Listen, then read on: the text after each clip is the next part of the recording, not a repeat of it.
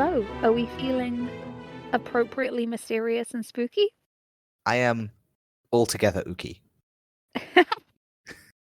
So, as extremely canny listeners may have guessed, we're about to talk about the Addams Family. I am so excited. I've been looking forward to this all week. Me too. Also rewatching a bunch of Addams Family stuff, which is not a bad way to spend time.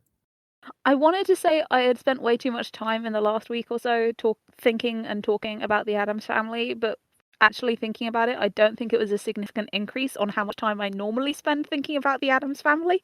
It's like the Roman Empire, but for us. Yeah. Goth adjacent, I don't know. Goth adjacent nerds think Yeah. about the Addams Family at least once a day. Yes. This is a true thing about me. I did not realize how goth adjacent I had become over time until I was like chatting with a girl I was dating about Beetlejuice the musical, which I adore.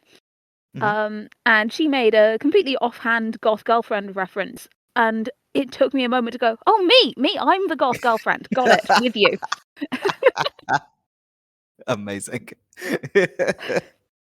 I wear a lot of head to toe black and have more than one gargoyle in my bedroom, but the word goth had simply not entered my self-conception in any way.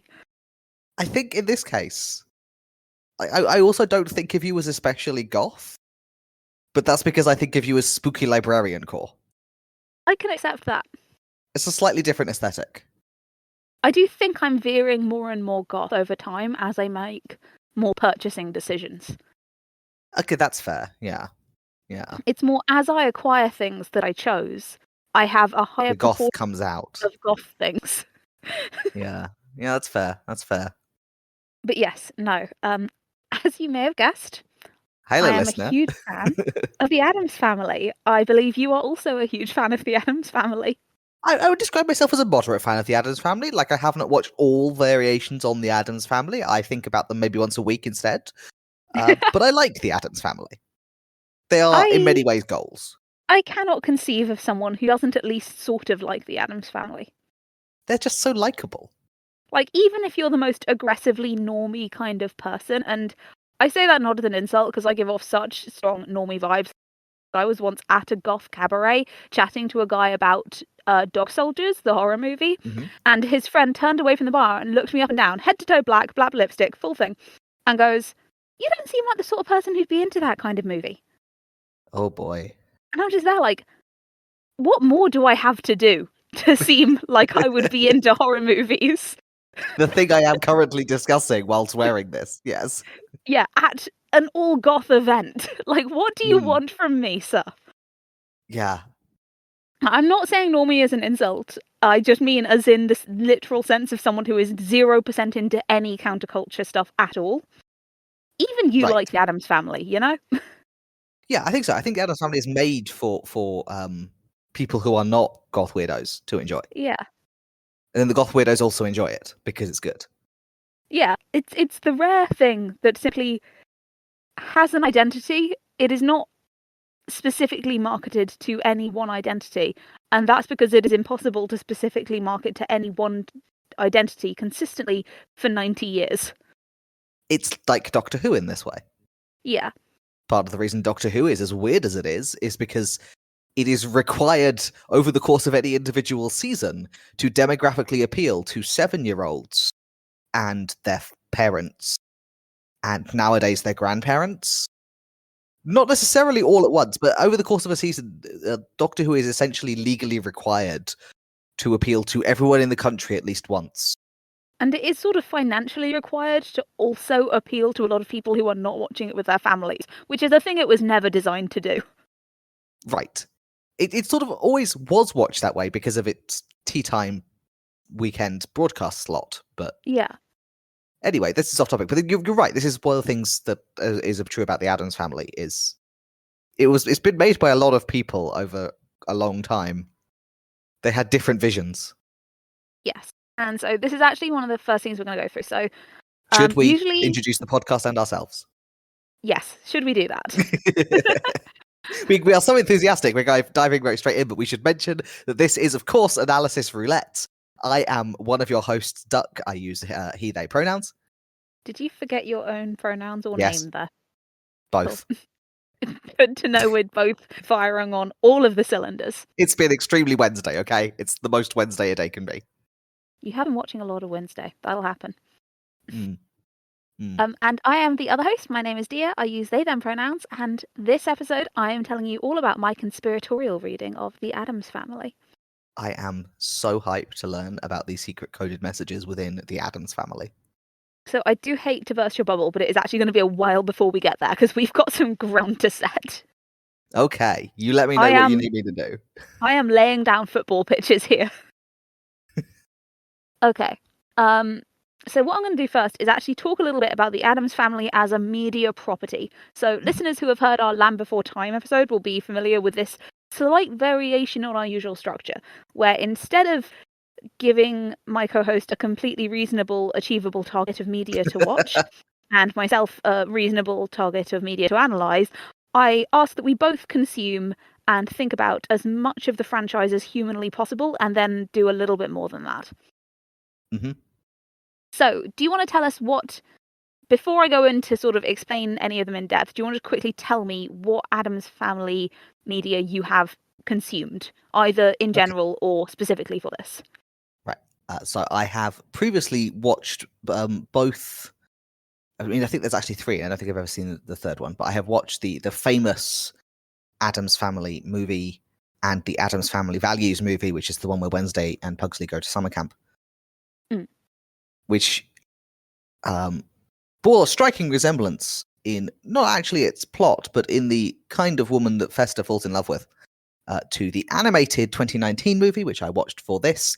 I also watched an episode each of both of the sitcoms, so the early black and white one and the later all in color, much less Addamsy one. Like the tone of those two sitcoms is very different somehow. Yeah. One of them is doing a sitcom that is dressed as the Addams Family, and the other one is doing the Addams Family, I think is how I'd put it. I also listened to the soundtrack of the Addams Family musical, although I did not watch it because I was commuting at the time. It's usually quite a hard time to watch musical theatre, especially live. It's extremely impressive if you can manage it, though. Oh, sorry, I'm just imagining if there was flash mobs, but for entire Broadway plays. I'm just imagining you get on the tube and the little vestibule on the end has been fenced off and they're doing Romeo and Juliet in it. Like how a busker will come and just go from carriage to carriage at stations. Exactly. You just get between Earl's Court and Baron's Court's worth of Romeo and Juliet. Yes, you get one of the songs from Honestly, I would tip. City Bang Bang. Okay, cool. Is that your rundown of Addams Family That consumption? is my rundown of Addams Family, yes. Cool. I will be quizzing you on plot in a little bit, but before that, I just want to establish what all of these things are and roughly when they happened, because there is a lot of Addams Family. Yes. I'm not going to be talking about all of it. I am going to be at least briefly mentioning most of it. Mm-hmm. And Did you watch all of it? To be fair, I had a head start because I have seen all of them at least once before. That's fair. That does help. So I grew up on horror movies, and I have a very clear memory of, aged about 7 or 8, discovering both the Monsters and the Addams Family back to back on daytime TV on a family trip to the seaside. Oh, bliss. And I think that was the first time I had encountered either of them, but I was sufficiently enamored of them that my dad, who is a big cartoon fan, and by cartoon I mean cartoon strip cartoons, not animated cartoons, went and got me a little strip book of old cartoons, which included a lot of different things. He has those strip books for a lot of different properties, including Peanuts, which I think I discovered around the same time. And one of those was the original Addams Family cartoons by Charles Addams, and I fell head over heels in love with them. This would have been in the early 2000s. I think it was sometime after that I first saw the 90s movies you referenced. Yep. I think I have seen the one that is based on the sitcom, not the 2 other 90s movies, but I have no memory of it, and I did not rewatch it for this. I did rewatch The Addams Family 91 and Addams Family Values 93, which are the 2 with Christina Ricci and Raul Julia. They're good. They're so good. If anyone hasn't seen them and is listening to this, 1, how? 2, Right, we're why? impressed. 3, pause this podcast, go watch them. You won't regret it. Like as a pure listener, you know that I am not the world's biggest movie fan because I have a poor attention span when it comes to visual media.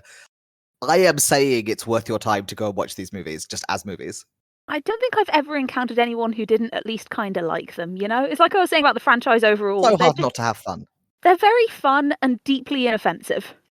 Right. Raul Julia's going to sword fight with glee and abandon, and it's hard to hate that. Yeah, it's just hard not to at least kind of enjoy yourself watching those films. However, as mentioned, so you've watched, you've returned, welcome back. We're just running you through the canon of the Addams Family. So, the Addams Family cartoons are a series of one-panel cartoons originally printed in The New Yorker by Charles By Addams. a gentleman called Addams, yes. Yes. The reason that they share a name with him is that the cartoon family were not named until later sort of merchandising was being created, and they just went, oh yeah, the Addams strips, we know these. Yes. It's less of a, it starts out at least less as a surname and more as a marketing, these guys. It's almost more of a property label. The family that belonged to Addams. Yes, exactly. It's the IKEA shark. Yes. The sharks of IKEA. We're going to really briefly digress to talk about Charles Addams. Let's talk about. He must have been a fascinating gentleman because he came up with. I don't think you can come up with intellectual property, I suppose is the word I want. I don't think you can come up with a creative framework that is beloved in many forms for 80 years without being an interesting person. Yeah. So, Charles Addams, this may shock you, was a very wealthy proto-goth. This tracks. Who was very attracted to women who looked like Morticia Addams. This also tracks.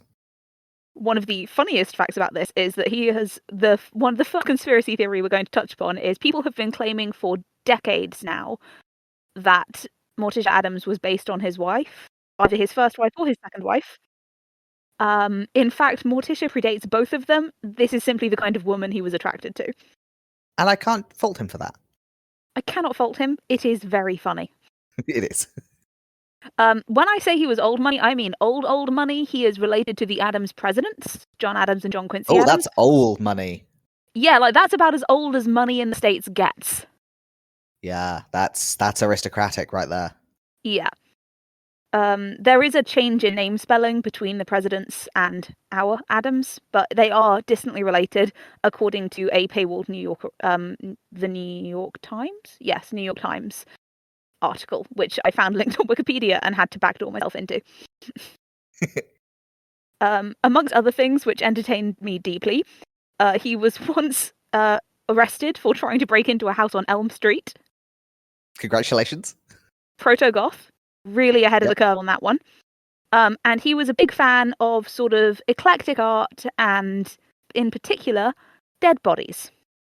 Again, this tracks. Like, he was a rich goth dude who wrote rich goth cartoon dudes. Specifically, his first real job was working for True Detective magazine, where it was his job to retouch photos of corpses to look nicer and more palatable, basically removing blood.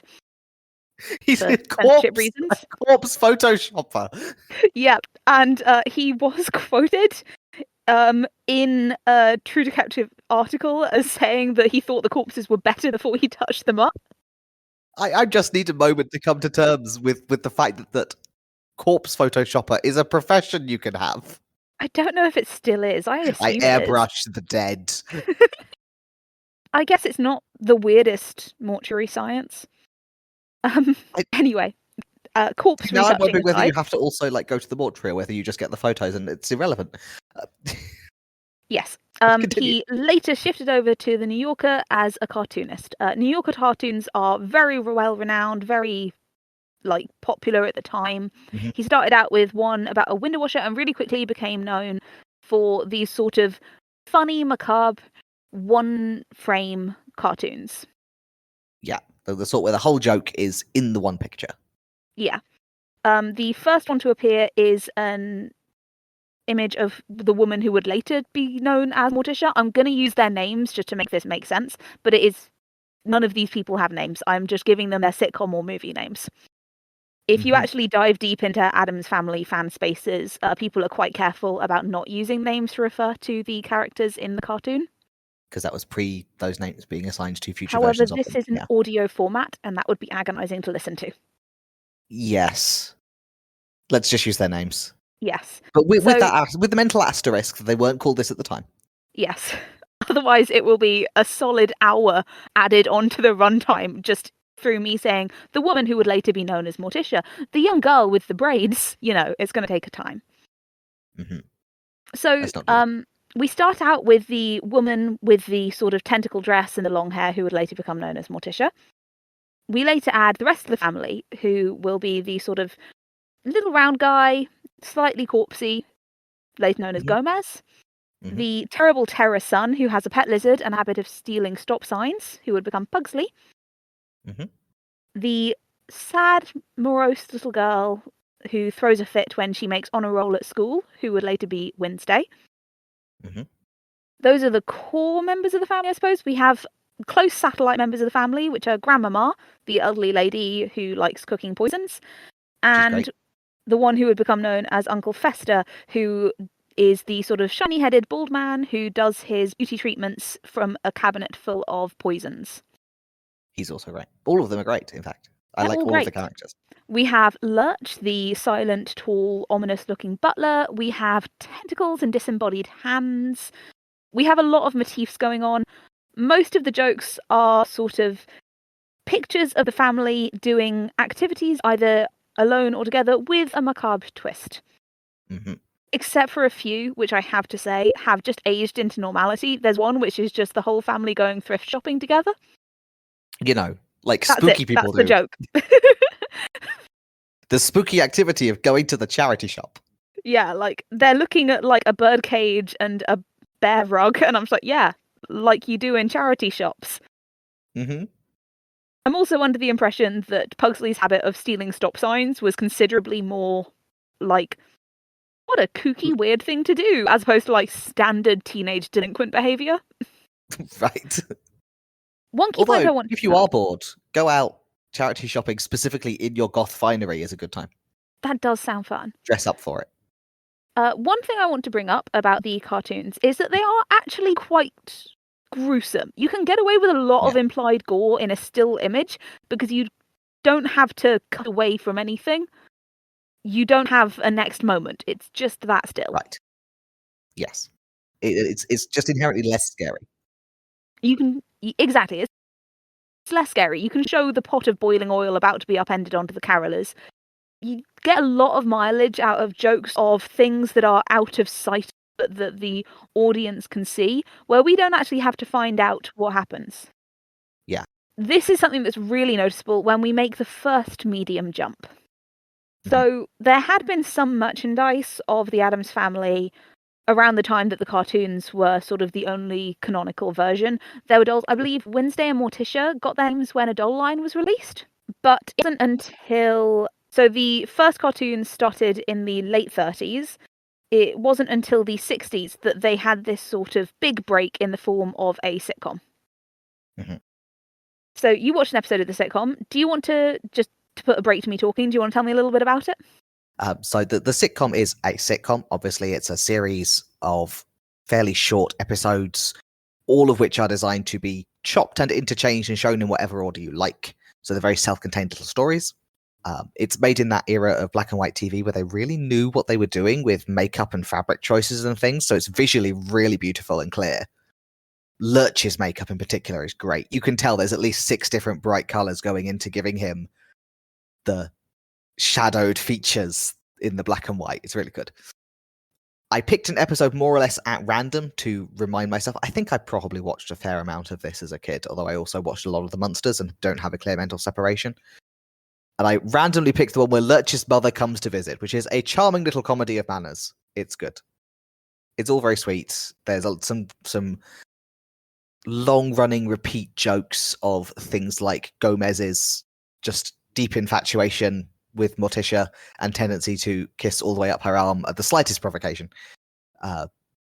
There's Thing, who is just an arm Well, he's a hand. Thing is a hand. He's supposedly a severed hand, but they weren't putting a lot of money into the special effects. So the way they represent this is with a puppet method where they just Thing always appears from a Unless surface. I'm Well, there's a guy there with an entirely arm. mistaken, Thing being a severed hand wasn't actually canon to the cartoons. I think that did come from the 90s movies. Okay, so Thing at this point might just be a guy who lurks and puts his hand out. Yeah, in the cartoons, it is quite often a guy that lurks. There's no identifiable character called Thing. It's more quite often Haunting. a spooky hand reaches out of impossible places, like a vent or a tiny Yeah. cupboard. But by sitcom time, he is called Thing, and he is clearly an individual, and reaches out of small spaces and is just a hand. But was an attached hand. There wasn't any detachment of hand. And I might have to go back again and watch a couple of the Cousin It episodes because Cousin It is a particular favourite. I love Cousin It. Cousin It, of course, is all hair. I had the right kind of hair in my youth to comb it evenly down from the crown of my head and put my glasses over the top and cosplay Cousin It. Yes, I have also fallen So fallen satisfying. prey to this temptation. Especially if you have the right kind of hat. Right, it's so easy and it's so fun. It's wholesome for all the family, is to pretend to be Cousin It. Yeah. I had a great time watching 20 minutes of the old sitcom. I was like, this is a good time. The sitcom is just a straightforwardly good time. I did notice that Grandmama was 40 at the utmost in a wig. Yeah. She was a very young Grandmama. I think she was actually only about 4 or 5 years older than Morticia. She looks it. She is very clearly a young woman in a wig. Yeah. To be fair, they did the same thing in the 90s, so you can't even call that an artifact of its time. It's just that no one will hire woman plus, True. Spooky old 20, lady 30 is not. years on lean lady. Spooky old lady is not an actress type that Hollywood loves. No, they do not want to hire old women, and by women who are old, I mean over maybe 43.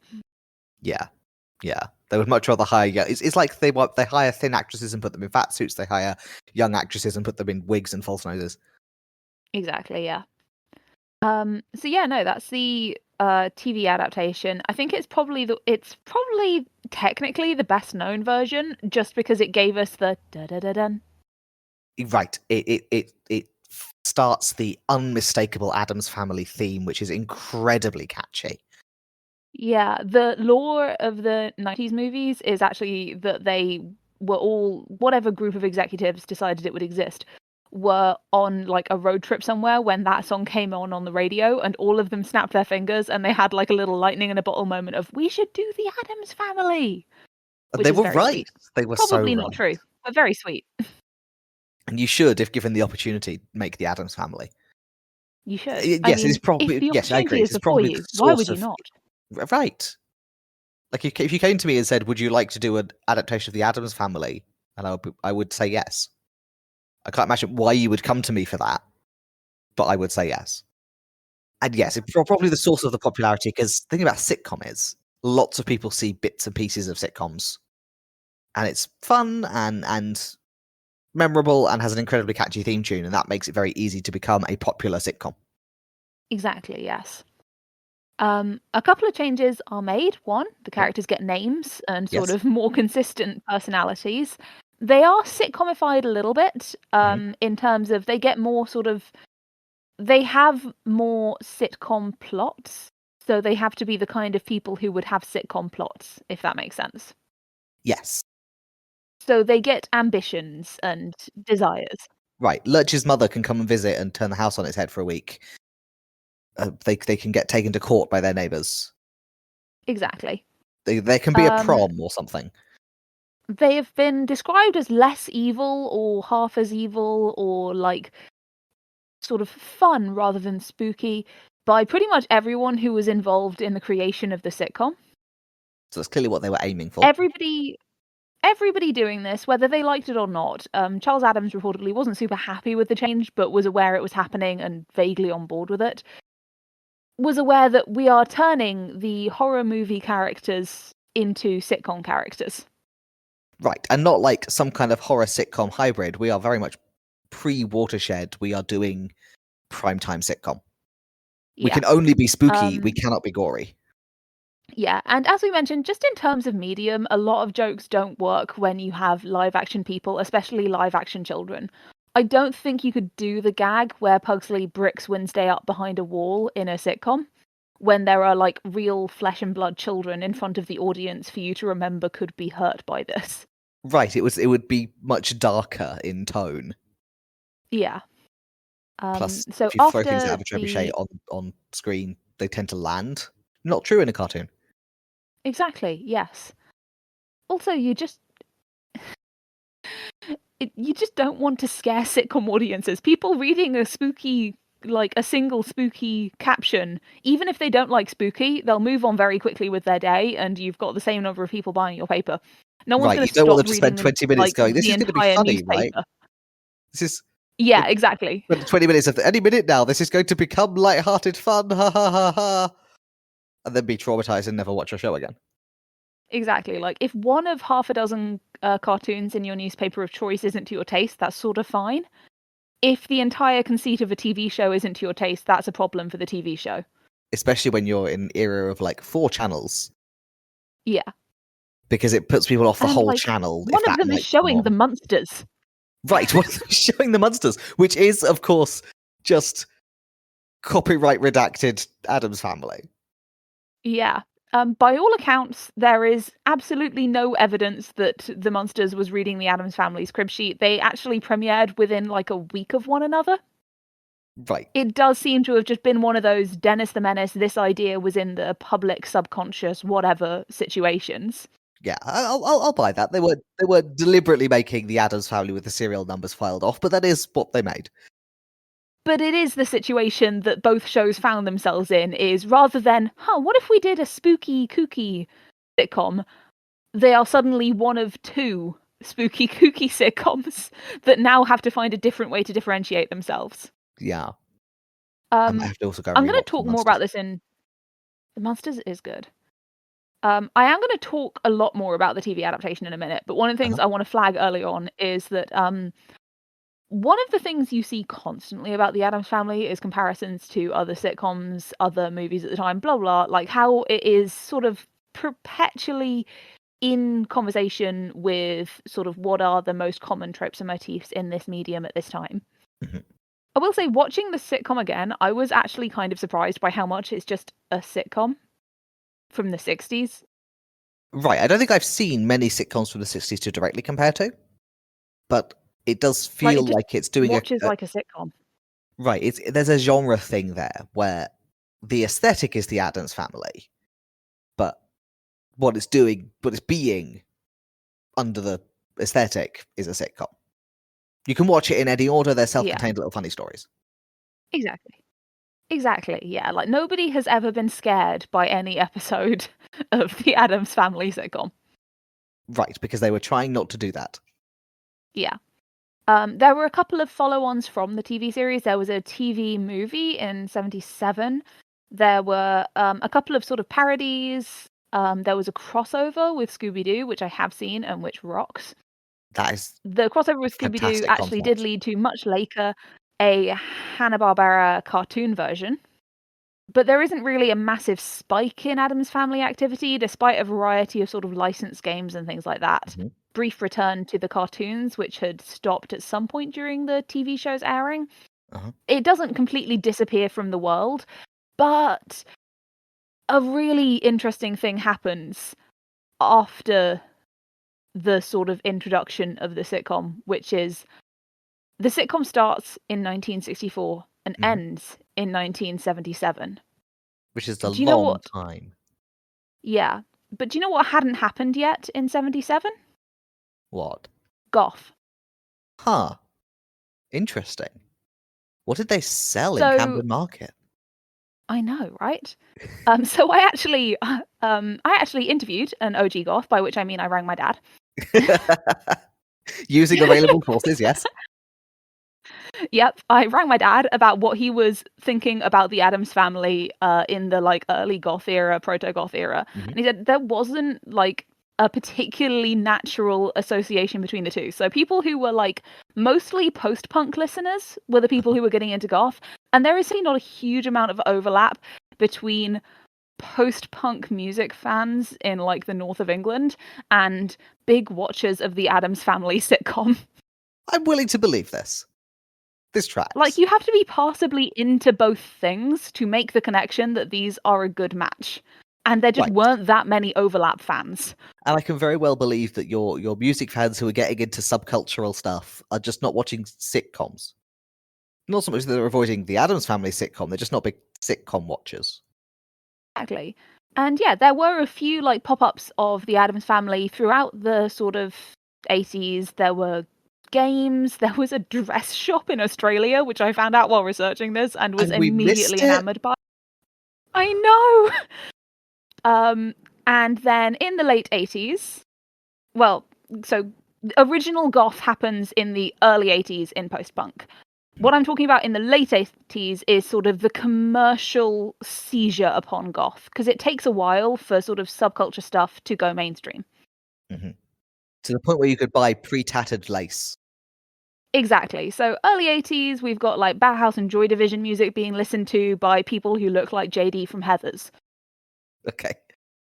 You know, you can get the image in your head of the sort of early goth period back when we're listening Googling JD from Heathers.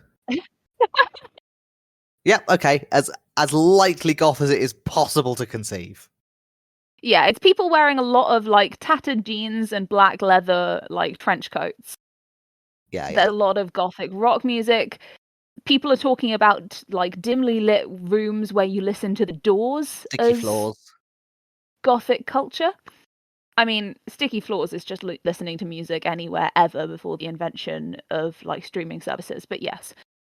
Yeah, okay, that's true. But I feel like the shuffling gently on a sticky floor is a particular goth club thing. Yeah. So, gothic rock as a genre had been like coined in the late 60s. Things do not just suddenly spring into existence out of nowhere. But the sort of explosion of goth as a subculture happened in the kind of post-punk wave of the early 80s. Again, nobody write to me. I read 2 books and I'm still not an expert on this. And then by the late sort of 80s, we start to get your Beetlejuices, your goth movies, your goth Your books, fun goth that relies on people having previously heard of a goth. Yeah, so like you couldn't make a fun gothy movie in the early 80s, even though goth was alive and kicking, or undead and kicking, depending how you prefer to conceive of it. Because Right, most you can't do goths it. were listening to synth music and reading Baudelaire. Right, and you can only do fun goth when people are going to drag the Prince of Darkness out for an outing and take their teenage goth to the movies and be like, "You'll like Yeah. this one. It's goth, but they'll also enjoy Also, themselves." you have to get to a point where the satanic panic is no longer a thing people are actively dying over for goths to be funny. Goth is not funny when you genuinely are in the throes of the satanic panic and you think that there's child sacrifice going on at the preschool. Yeah. So it's probably not a surprise that the returning sort of avalanche that is the 91 movie happened in 91. We are now at a safe distance, both from authentically countercultural goth being the only type of goth, and also from people genuinely being afraid that goths were going to drink the blood of their children. Those have to be like at least 4 or 5 years out of the public consciousness's memory before you can make the Addams Family. Otherwise, it's too scary. Otherwise, it's too scary. So do you want to tell us about the movies? They're so good. They are so good. And I think a lot of that is because they have more time to revel in just the aesthetic of the Addams. And also because they are very well acted and so the characters become people who are having just the best time being spooky goths. They know they're spooky goths. They love being spooky goths. They are extremely in love and lust with their spooky goth spouse. Grandmama is in the attic. No one is sure who she belongs to. Everyone here is giving the performance of a lifetime. Like, it may not be the performance of the decade, but it is the best performance any of these actors has ever given. And it was worth it because we got the Addams Family out of it. And we have a very flamboyant version of Gomez who is sword fighting with his lawyer and anyone else he can get his hands on. We have a fantastically complex, like, funhouse mansion with secret passages and secret water slides and secret helter-skelters. A man cave in the basement that you have to go down the secret helter-skelter to get to, which, on again, goals. And of course, we have the reinvention of Wednesday, which really did, like, elevate the Wednesday movies. goes from... Like, her primary hobby of the sitcom is torturing Pugsley, which continues to be true, but she is much more just a normal kid in the sitcom.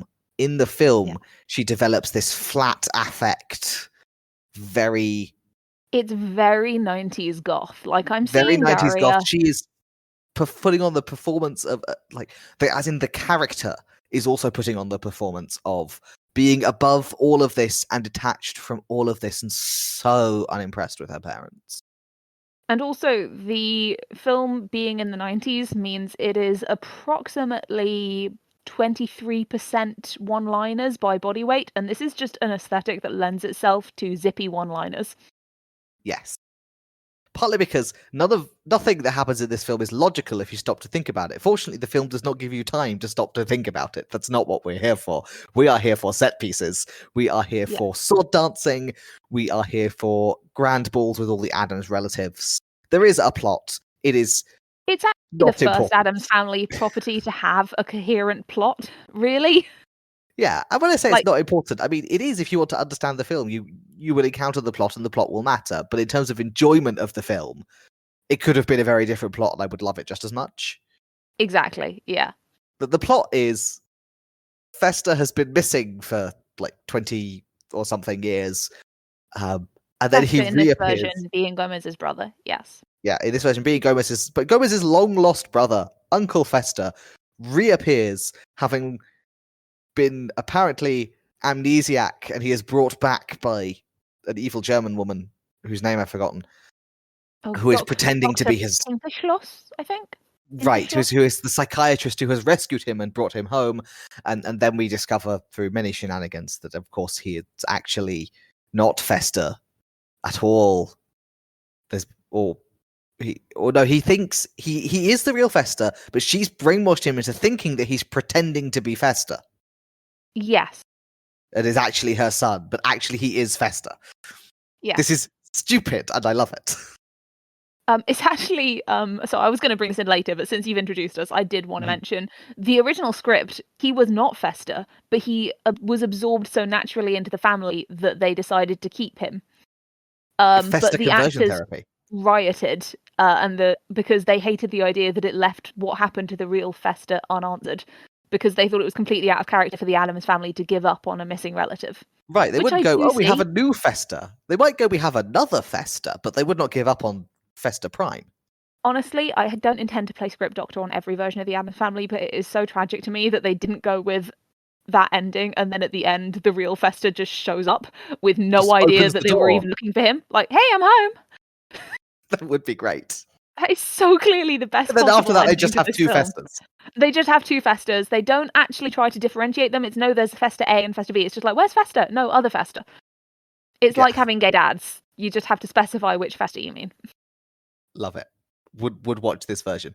I bring this up specifically because the plot of the second Addams Family film that I have seen, so Addams Family Values, once again revolves around an evil woman trying to get her hooks into Fester, but this time in a wife way instead of a mother way. The lady just can't get enough of that head. They can't get enough of Fester, and this is the film that introduces the what if the blonde Barbie lady was the evil one all along to my personal worldview. And this is one of the best scary villain characters because she is the greatest villain in all of cinema. She is polished and fashionable and out for Fester's money and played by Joan Cusack. Right. in obviously the role of her life. There's also a subplot where the kids go to summer camp. Because I am British, this fails to hit any like memory buttons for me because I regard summer camp as the thing you do for a week at a time, and only at great like most people aren't going to summer camp. If you are going to summer camp, it's for a week. It is an expensive endeavor. Most people don't do it.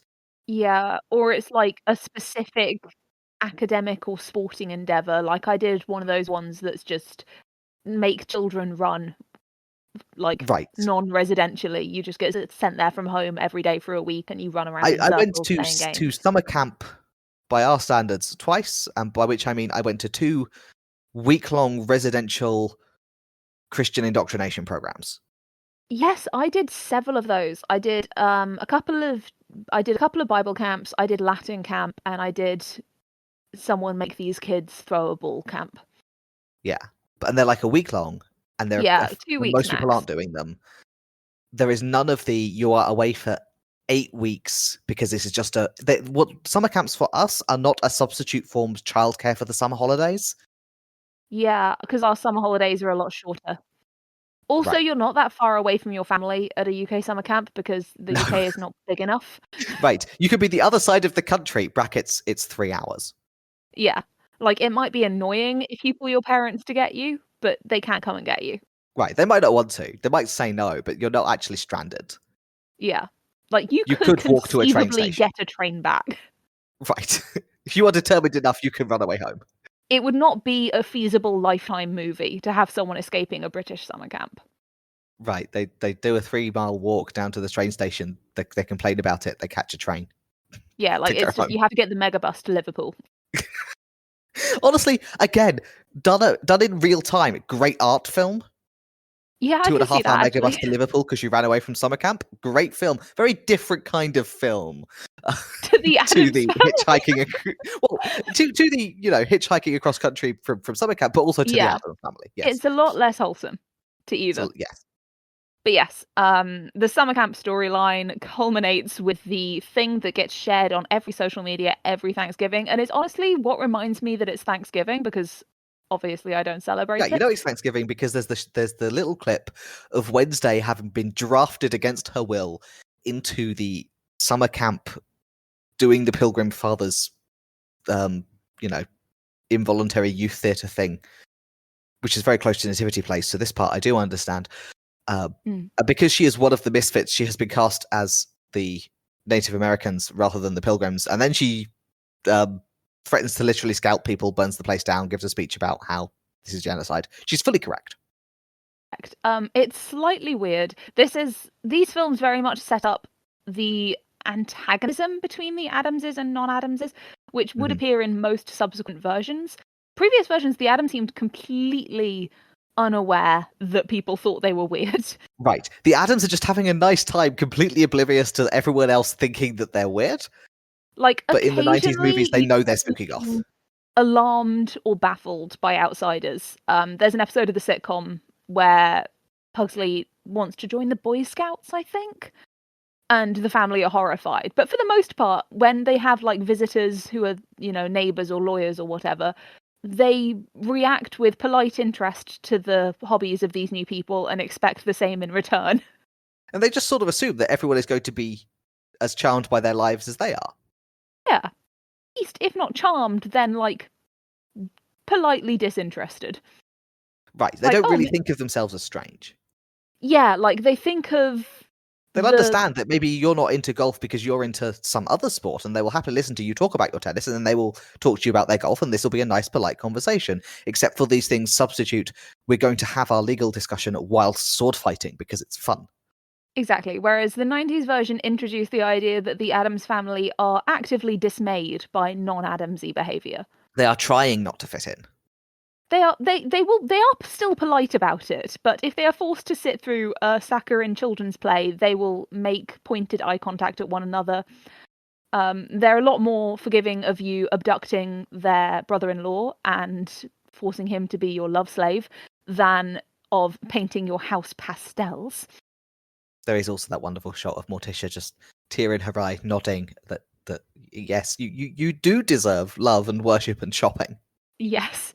And I think the most notable example of this is the way that the summer camp plays out, where the summer camp is a little monopolized version of the wider world, where the perky, cheerful, able-bodied, blonde, thin children Mhm. are singled out for favoritism by the camp directors, and everybody else Yes. is mocked It's relentlessly. indoctrination into the moral superiority of the thin, white, able-bodied. And if you're not one of these things, you should try as hard as possible to pretend that you are. The most interesting thing about this is that one of the societal others that is being excluded here is goth. Right. Right. We've got this little cabin of outcasts where we have, the asthmatic and the Mexican child and the goth. Um, Classic oppressed classes. you know, Probably this film did a lot to persuade people with an alternative fashion sense that they were an oppressed class. the thing is, again, we mentioned like the satanic panic and the counterculture stuff. It hasn't been that long since you could make a pretty convincing argument that goths are an oppressed class. Okay, no, that's fair. That's fair. So this is like a thing that sort of makes sense at the time, as we're all aware of like, oh yeah, the people who get treated badly by teachers at school, the goth kids and the disabled kids and the fat kids. But watching it in 2024, you do kind of go, like how discrimination works. Like how discrimination works, Yeah. where it's just the same to be goth. The next couple of versions to come out are the musical in, I want to say Mhm. 2005, 2007. In Surprisingly late, 2007, I felt. yeah, so there's not much. There's another animated TV series, I think. There's a There's color a TV sitcom. movie. There's the color sitcom, I think, but none of them make much splash. I think partly because everyone was so married to the early 90s films that Right. They everything else become just seemed like a pale imitation for a the little 90s while. films made themselves definitive, and everything after that is not doing the Addams Family right because it is not doing the 90s films. Yeah, notably, the musical was not super popular, but has sort of clung on not as an Addams Family property, but as a spooky camp musical property, which is an entirely separate genre. Yes, it's playing in the same waters as Beetlejuice. Yeah. And I'm a huge fan of this genre, which means I like the Addams Family musical a lot more than most Addams Family fans, because the musical takes a very sort of trite approach to a lot of ideas, but Mhm. has fun with them. Like, it is Yeah. not innovative, it's very predictable, but it's quite fun. It is what you receive what you expect to receive when you're told, "Here is a fun, slightly spooky musical." Yeah. If you were looking for an improvement on the Addams Family canon, brought into a new century or something, That's this not is what it not is. for you. Yeah. But some of the songs slap, the set design is fun, and you do get to see Wednesday wearing a bright yellow dress, which is honestly the highlight of the entire show. It's the plot of the musical is that Wednesday, newly 18, is dating a normal boy and is worried that his parents won't approve of her and her parents won't approve of him. There So is one of she those great, decides, like, mirrored musical songs where both of them are just begging their family to just be normal, just for one evening, please be normal. yeah, because his family are so aggressively normy that he's embarrassed of them. Whereas she is at least vaguely aware in this one that the Addamses are considered weird. Yes. So Wednesday's solution to this is to cram herself into a eye-searingly yellow dress before dinner. And in most versions of this, the boyfriend's reaction is, "What? No." So, I have to give What are him you points. wearing? What are you doing? You look like you're in pain. I think it's cute. I do understand why Addams Family fans don't like it, because it is an extremely overdone plot, which also just Mhm. doesn't make that much sense for the Addams Family, who have never Yeah. seemed like the sort of people who would care what kind of guy Wednesday dated. No, they would just assume him to be as flamboyantly bonkers as they are. They would just assume him that if Wednesday likes him, he must be, by definition, a proper Addams. Therefore, we will invite him to dance the Saber Mazurka. Which he is. He proves himself. Good. I'm glad. He is the most valid of the canon Wednesday love interest, and I will die on that hill. It's not a rich field No. because they all suck. They all suck. It's a weirdly rich field in that everyone feels the need to give Wednesday a love interest, but none of them are good. Yeah. So, the Addams Family musical happens. Next up, we get Mhm. the animated films. And the animated films do a quite neat thing, which is exactly the same thing that every previous version of the Addams Family has done, which is try to go back to their roots. Yes.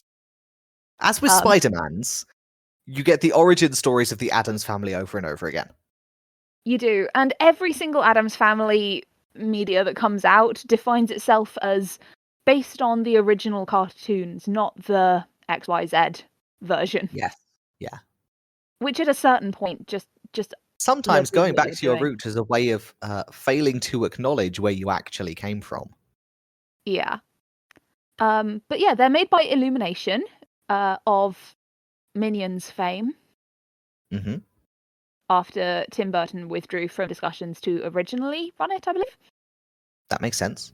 Aesthetically, it's got the Tim Burton thing about it, but as with many things that have the Tim Burton aesthetic, it was not made by Tim Burton. Sorry, my mistake. They were going to be made by Illumination. They were actually later bought by Golden Mayer.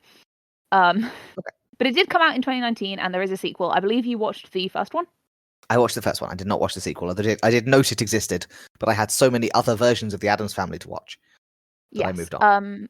Would you like to tell me a little bit about the film you watched? It was very much a children's film, which was notable because that was sort of its primary flaw watching it as a grown-up.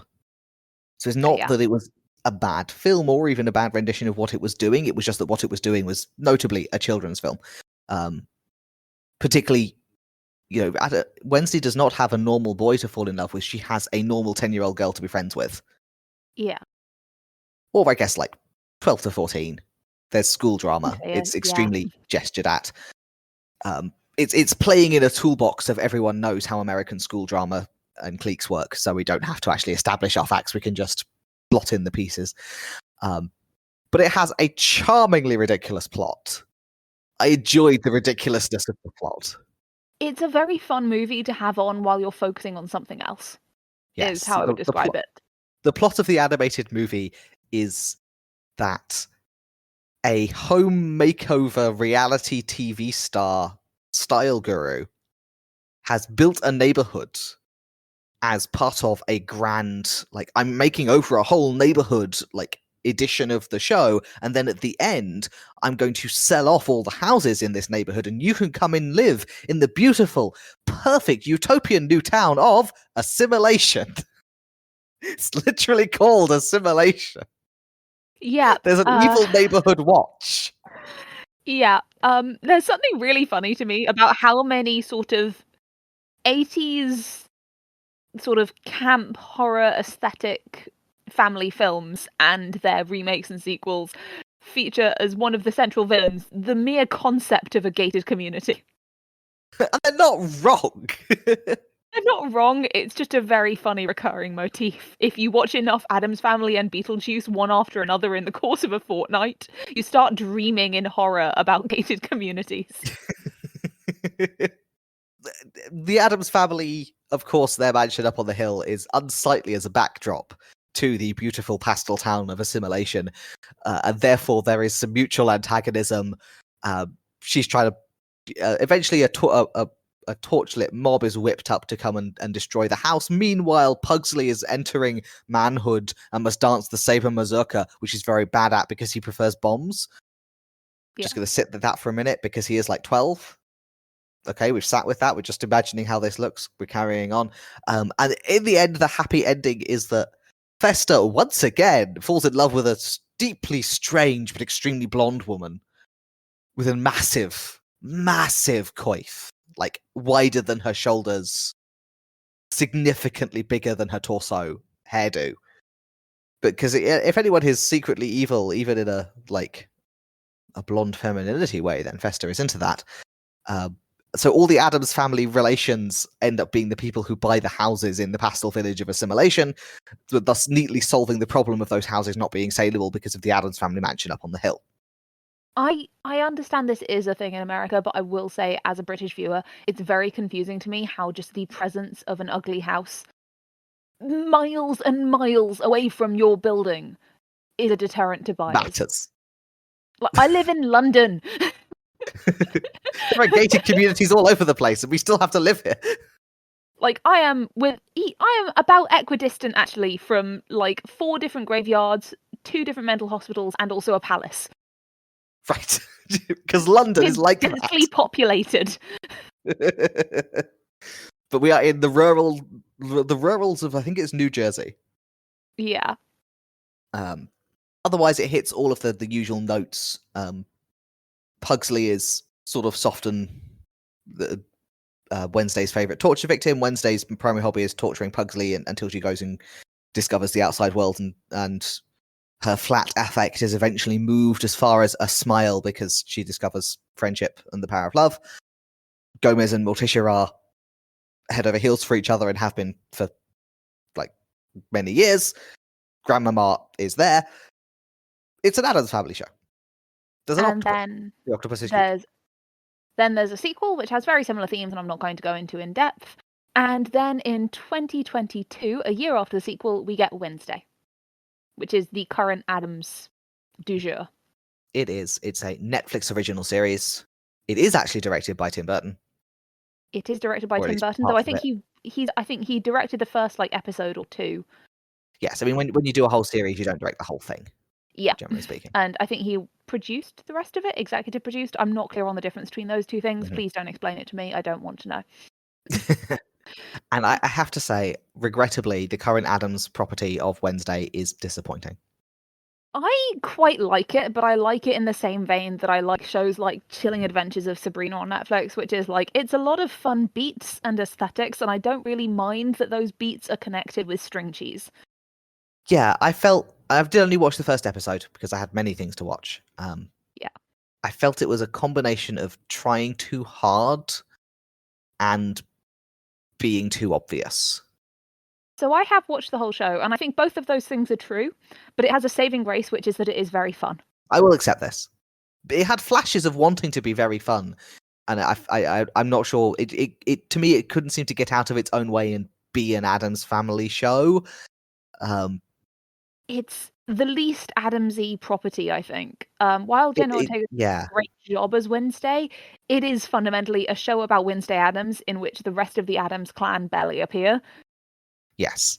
And a lot of what I wasn't enjoying about it was not actually the Addams stuff, but the stuff invented for the series Wednesday of, oh, look, it's a magic school populated by people literally defined as outcasts. It's called Nevermore. Yeah. They've really gone hard It's on got the different cliques because outcasts have different cliques to the regular normal cliques. And it's like, did you know it they've is possible really to have a school career in which nobody is in a named and defined clique? Because that's weird.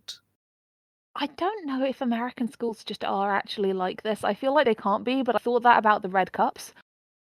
Right, exactly. You actually have named cliques in your schools. Is that really a thing? Like, Please email us.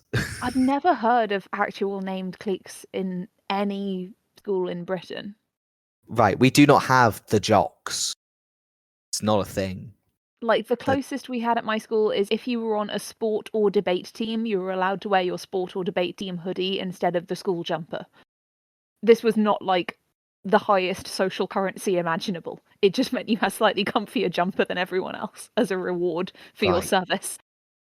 So, I think the bits where Wednesday felt down were it was trying to do a American high school magic boarding school hybrid thing, and I was not enthralled by that. Yeah. And also, it did lean very hard in terms of, not that it was badly acted, but the direction was very clearly be the flattest of affect you possibly can, and that just gets to be a lot over the course of an hour where the flat affect character is the main character. Yeah. Later episodes where she has more to do are noticeably better. And by more to do, I mean literally with her face. There is more for her to do. Yeah, I'll buy that. I do think the Wednesday show, I don't love any of the world building. I don't love most of its changes to the Addams Family sort of mythos. I Mhm. do think it's a really fun show, and it has a lot of really neat characters that are very well performed. So like Mhm. it balances out to me as, yeah, this is fine, I'll watch this. I That's fair. totally understand why some people went crazy for it. Yes, I can. As with I perceive that the animated movie is more of a children's movie than, say, the 1990s ones, which had we're aiming for the broad demographic appeal rather than the narrow. I perceive that had I been watching the Wednesday show at age 15, I would have been probably enthralled with that Yeah. whole situation. But it wasn't Exactly. really Yeah. written for me.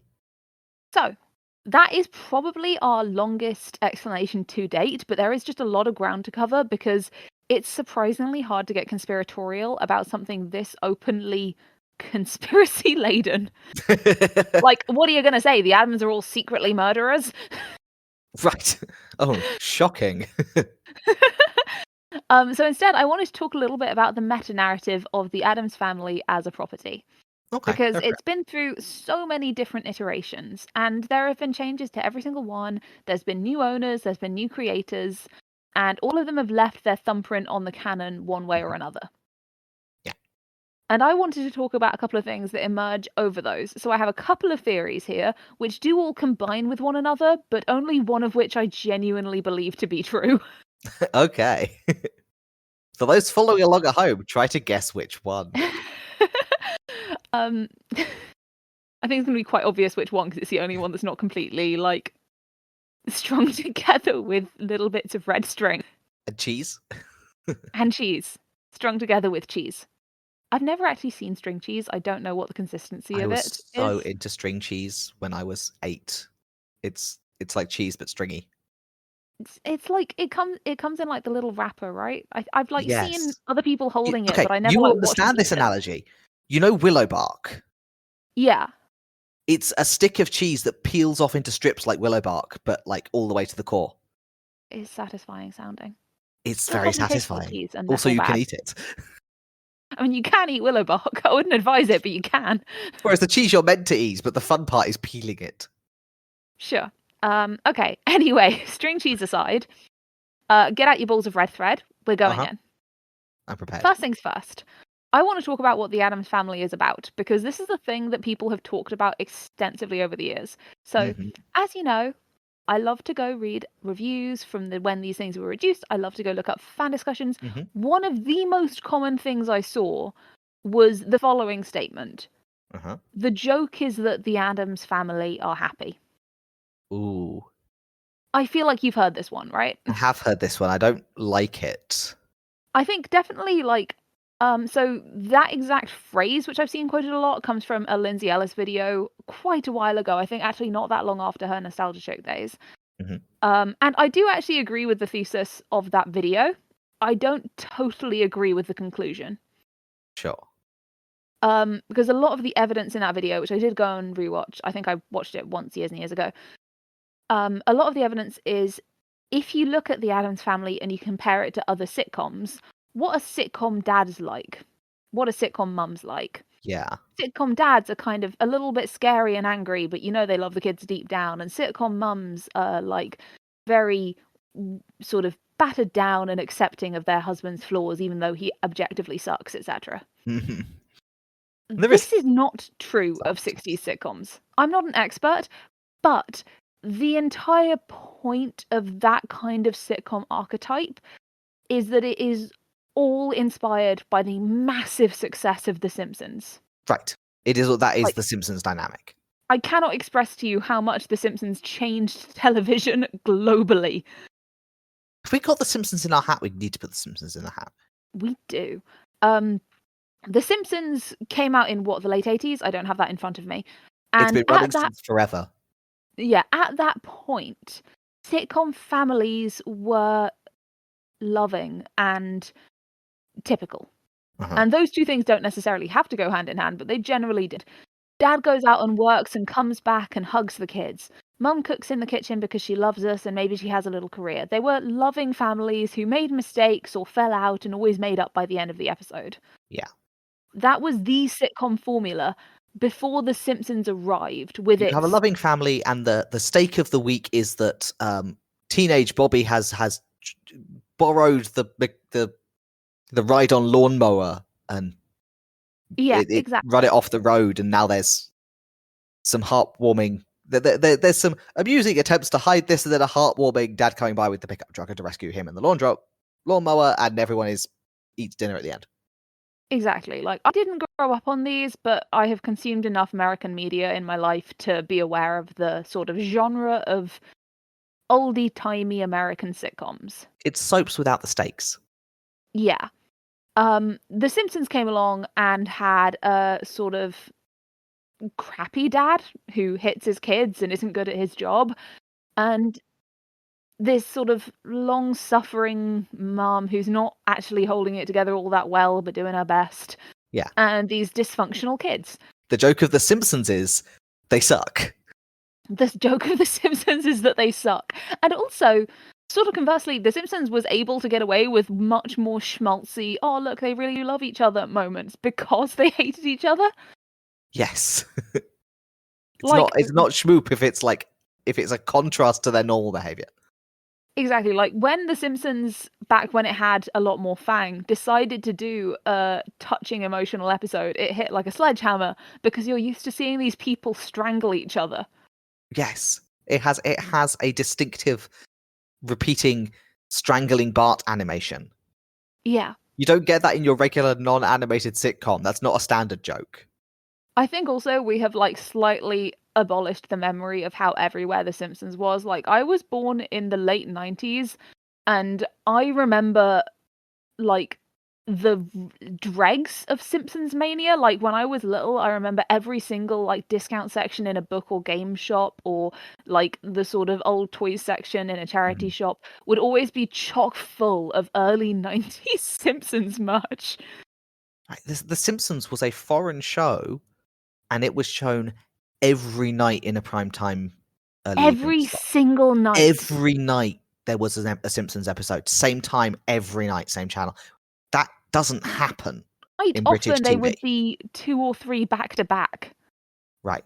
British TV does not have the same show every night of the week. We only That doesn't had happen. 5 channels. We only had 5 channels, and every single day you could watch The Simpsons. It was big.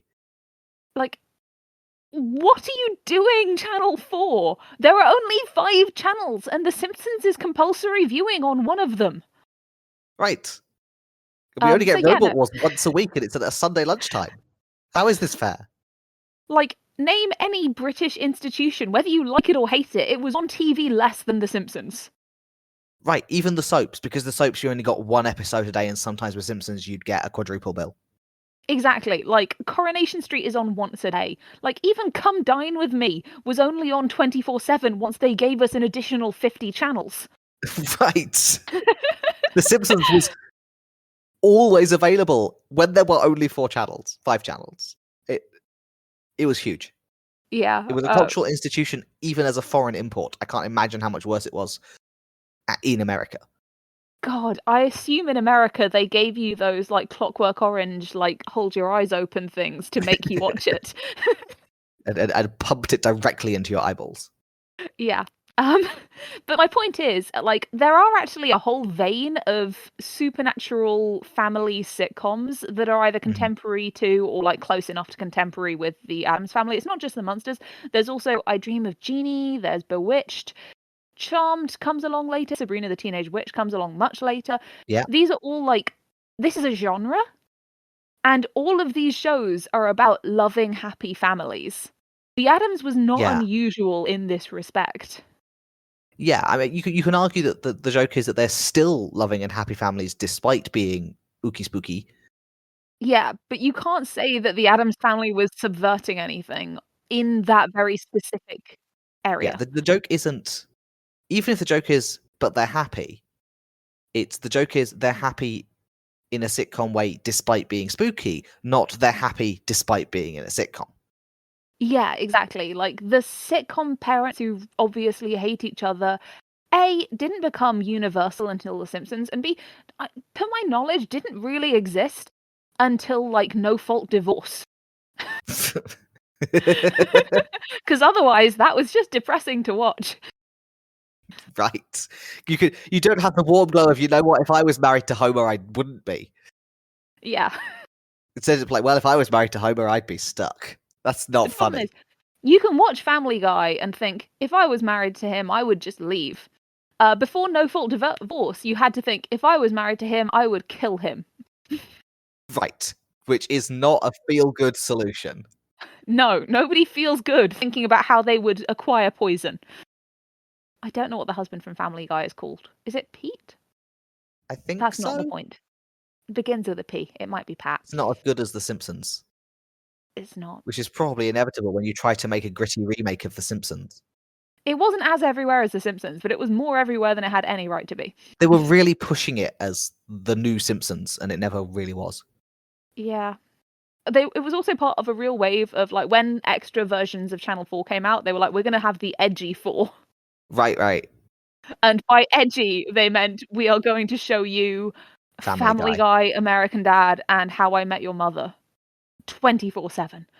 I assume they were cheap to syndicate. They must have been, right? That or someone at Channel 4 knew someone's nephew. Always possible.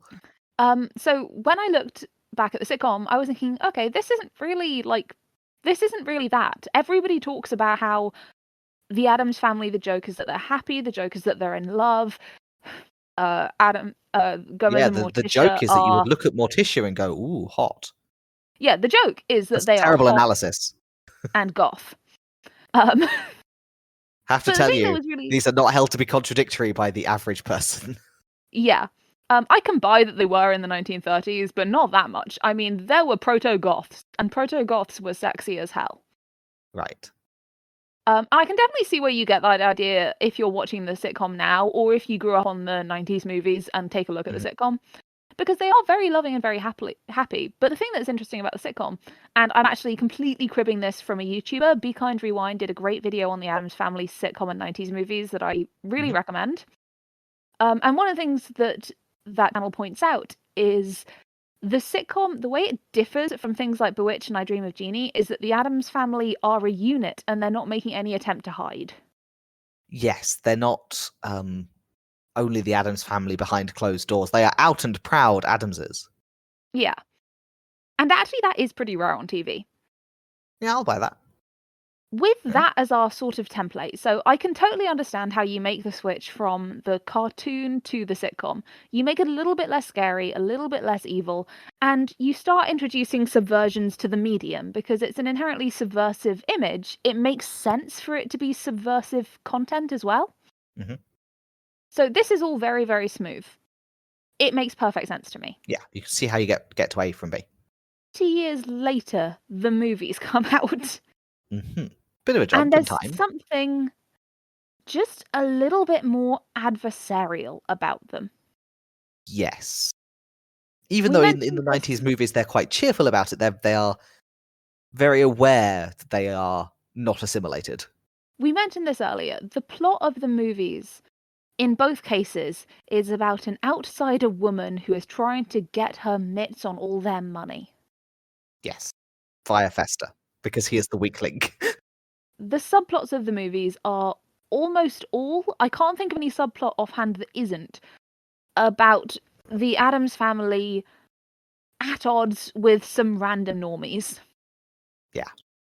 And the random normies and the Addams Family are kind of in a sort of matched battle. They have equal levels of dislike for one another.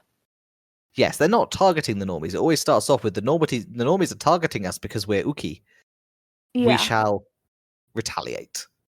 Although, to be fair, I suppose there is the whole I have a habit of chipping my golf balls into your breakfast cereal, which is, I would argue, an aggressive move. It is. However, I would argue that this is actually quite a big jump from the premise either of the cartoons or the Addams Family sitcom. Okay. The cartoons and the sitcom I mentioned never seem even aware that they're unusual. They're sort of characterized by their acceptance in a lot of ways. There's an episode of the sitcom where a sort of tearaway, modern 50s youth on his bike shows up. And we are supposed to understand as an audience that this is a sort of societal other. And I have to say, as a modern audience, he looks like he is about to commit a hate crime. It's just so 50s, I just instinctively think I should behave a little bit more heterosexual. Anyone who's gelled their hair like that has something to say. Yeah, which is quite funny, but not the point. And the plot is his dad shows up and he says, no, these people might be extremely weird and scary, but they're the most accepting people I've ever met. They're good neighbours. There's an entire episode which was actually brought up in the video essay I mentioned earlier, with the extremely painfully aged joke that their usual family doctor is an African witch doctor. Oh. Which has aged terribly, but aside from the aging terribly, is sort of interesting from a characterization perspective, because they are extremely wealthy suburban white Americans who willingly receive medical treatment from a black man. Mm. Their Yes. defining trait is acceptance. Yeah. And then the next time we see a big budget Addams production, their defining trait is their devotion to their family to the point of insularity. Yes. They're very accepting of anyone they consider their family. They're very accepting of Debbie. They're very accepting of the baby when he briefly appears to have been born. A little Well, not angelic been born, baby, but been not a turned proper normal Addams. and non-Adamsy. They're And very then accepting of the they do a doctor whole bunch of who brings them accessibility back. refits where they give him a pastel crib, and it's very Yes. cute. And read him The Cat in the Hat, sadly. Yes. They're very, very accepting of anybody who's brought into their family. They're very sort of cordially polite to their neighbours. But they are very insular in this version. Yes. And they are also pitched in a battle of eternal class warfare with the scheming middle classes. Yes. Yes, they are. This is conspiracy theory number 1. Okay. This is sort of, in a very, very strange way, conversionist propaganda aimed at the countercultural viewer. This is my theory that I'm going to defend. Fascinating. Continue. So, I mentioned it's actually, like, not that surprising that 91 was the next time that the Addams Family got popular. If you think about the rise of goth subculture, the sort of railing against subculture and youth cultures that happened throughout the 70s and 80s. Mm-hmm. It's really not surprising that the 90s was the next time that the Addams Family could be acceptably mainstream. Mm-hmm. This kind of makes sense to me. What's interesting to me is that the group that looked at the Addams Family sitcom wanted it to be a bit more authentically scary and evil. They wanted it to be a little bit more grown up. And the executives said, no. You can be scarier, you can be more evil, but this is a children's movie for children. You can't be gory, yeah. Yeah. And also, the sort of vibe is different in a movie aimed at children, even if you're allowed as much scary content as you want. Yes. What that's notable to me is it means it's not a film aimed at teenagers and 20-somethings in the way that the sort of classic Tim Burton-y gothy movies of the 80s were. Mm-hmm. Because those movies of the 80s, while they were sort of the sort of early days of goths as a marketable demographic to anyone other than goth artists. Sure. But buying anything other than albums. They were still identifiably a market demographic that you had to sort of segregate off. There wasn't that much overlap between goth and non-goth audiences. Yeah. You had to court them as goths if you wanted to sell to them. Yeah. The Addams Family movie in 91 isn't really doing that. It's for people who remember the sitcom. Yes. And it's about this group of sort of outsiderish people who are very insular and very wealthy and very specific and have to protect themselves from this, again, the scheming middle classes. Scheming middle classes. The people with the mansion and the literal vault of gold must protect themselves against the dangerous predations of managers. Just like people who have bought an identical house on an identical handkerchief from a catalogue. Those are the real threat. And really, what's interesting about this to me is the Addams Family have this veneer in the films of outsiderism, but like Charles Addams himself, they are only able to have that outsider aesthetic because they are phenomenally wealthy and powerful. Oh, yes. And can afford to be hated by everyone. Which is also true in the sitcom, but it's not called attention to. Right, but it's not the theme of the sitcom. But yeah, in the 90s movies, they are outsiders in the very specific aristocratic way of we have a mansion, it has grounds, the grounds have a 6-foot wall, the gate is shut. If I see you, you are trespassing and I will shoot you. And if in those circumstances, you could be as goth and spooky as you like and nobody knows. thing to me is these movies so codified the Addams Family for future writers, future viewers, future consumers, Oh yeah, they made themselves the canonical Addamses. that every subsequent Addams Family has had to have the same insiders versus outsiders narrative. When the thing with goth as a subculture is, I'm not saying that all goths or all goth spaces have been true to this value, but at least in theory, one of the core values is acceptance. This is true of most subcultures of that period. It's true of punk, it's true of disco. Most of them had to make a very dedicated effort to keep out people who did not agree with this core value.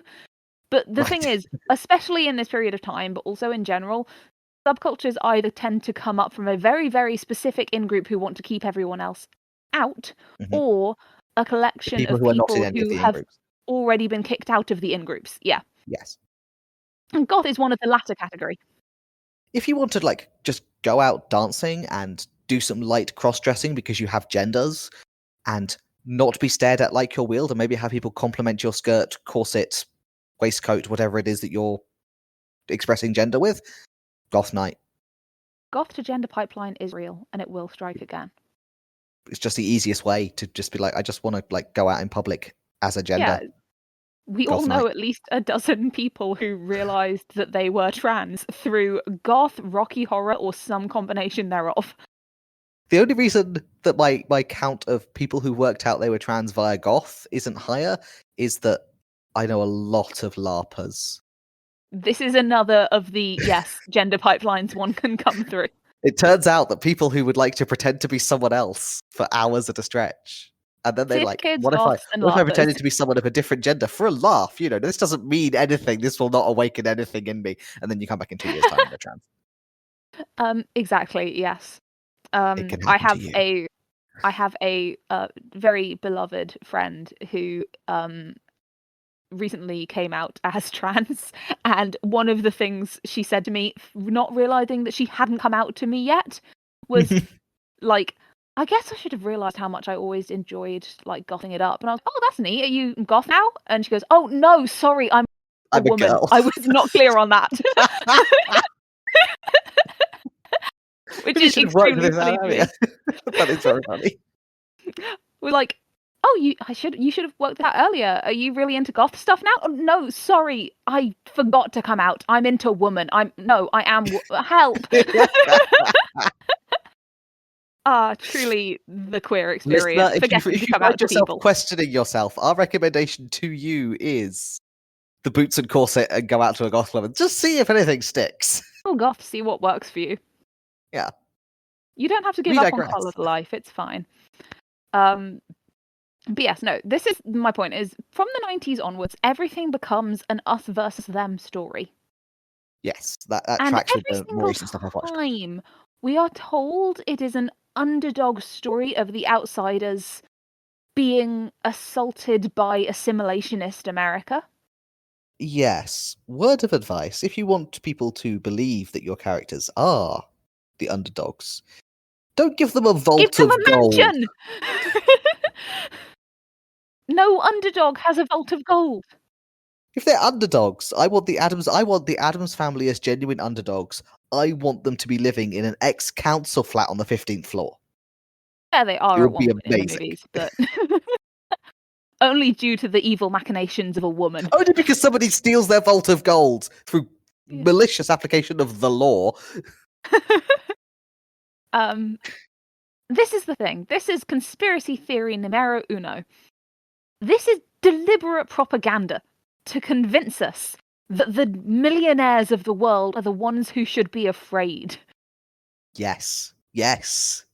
My issue with the Addams Family canon is the by bad exact guys, same I mean issue. the rich.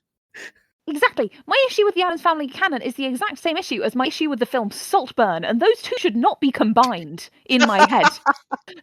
It's like, what are you telling me? That the poor, sad billionaires of the world should be identified with by the countercultural people of the world? Because if you think about it, the billionaires are the underdogs because they have to worry about people stealing all of their stuff. And they're so harmless and lovable, and they just want to be left alone in their gated community with the mansion. And how could you do something so hurtful It's not as to even a observe gated them? community. It's just a gated family. They're too rich to have a community around them. It's true. They have an estate with a 6-foot wall of the kind that you drive past and you go, "Oh, look, a country house that I will never be allowed to set foot in." I don't dispute that gated communities are evil. I just think they're less evil than billionaires, actually. I agree. Like, I'm not like pro. I am not pro the 1% as a social group, but they are preferable to the 0.0001%. Yeah, it's like, look, I'm not exactly joining the war on assimilation on the side of assimilation. I am saying if I had to choose between Karen from the Homeowners Association and Elon Musk to be my new buddy, I know I who would I'm take. safe with. Hi, Karen. Lovely to meet you. We shall be best friends. Welcome to Could the you drive family, me to the Karen. shops? I This am now is, imagining Gomez Adams having Elon Musk round for a manly brandy and sword fight. to be fair, he would probably kill him, so, you know. That would be an upside. But Exactly. also, he would invite him, which is a downside. That's true. This is the thing. The Addams Family themselves would probably completely agree with me, but they're not real people. They are fictional characters who are deployed in stories with messages. Right, the And the writers are message, the ones who have who are performing the conspiracy, and they are trying to make you sympathize with the Addams family. they're trying to make you Millionaires. sympathize with the Addams Family. I also would allege that over time, the Addams Family are in several ways becoming more distinctly normative, I guess is the word I'm going to go with. There's a couple of points I want to make here. Go for it. And some of them are very silly, but I do think they're true. One, Grandmama Addams, in every single media, at one point, well, not every single media, in most of the Addams media, at some point or another, Grandmama Addams shows up, otherwise known as Grandma Frump, and is introduced just as Grandma. You know, she's just Yeah, Grandma. Grandma lives with us. which is a normal way families talk, so that makes sense. Yeah. In a variety of versions, she is Morticia's mother. She's Morticia's mother in the sitcom. That was actually taken from the original notes by Charles Addams. So when they made the sitcom, Charles Addams wasn't very involved. He gave them like a paragraph or so of notes on the personalities and setting, Sure. and he gave them a list of names to pick from for each character. Yeah. That's pretty much it. One of the things that comes up is Grandma Frump is foolishly good-natured. In the 90s movies, she's an Addams. She's Grandmama Addams. The discontinuity here is actually one of the jokes in the musical, where Morticia and Gomez realise that they both thought she was the other's mother, and she actually is just a random woman who lives in their house. Based. And they're good with this. She's Grandmama. What are they going to do? She Kick her fits out? in. They love Grandmama. Right. At this point, she's part of the family. Whose family? Ours. How? Because she is. This is, again, why I think that they should have gone the two Festas route in the movies. It's just the I perfect would have ending for this loved. family. My new head canon is the two Festas route. Yeah, the other Festa was just on holiday for the sequel. Yeah.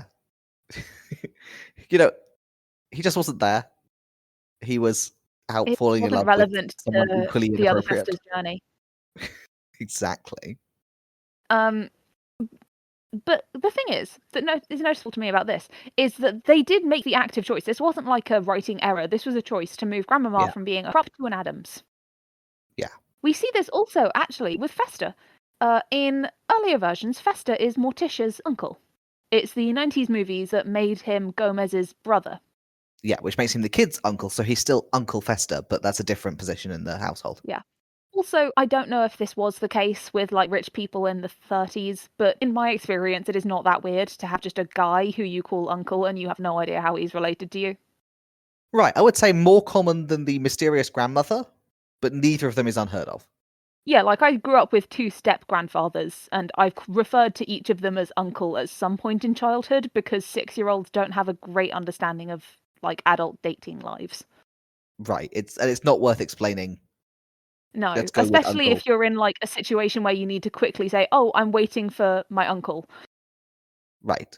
No one's going to say, "Oh, what room in the hospital is my mum's mum's guy. I don't think they're, no one's having that conversation.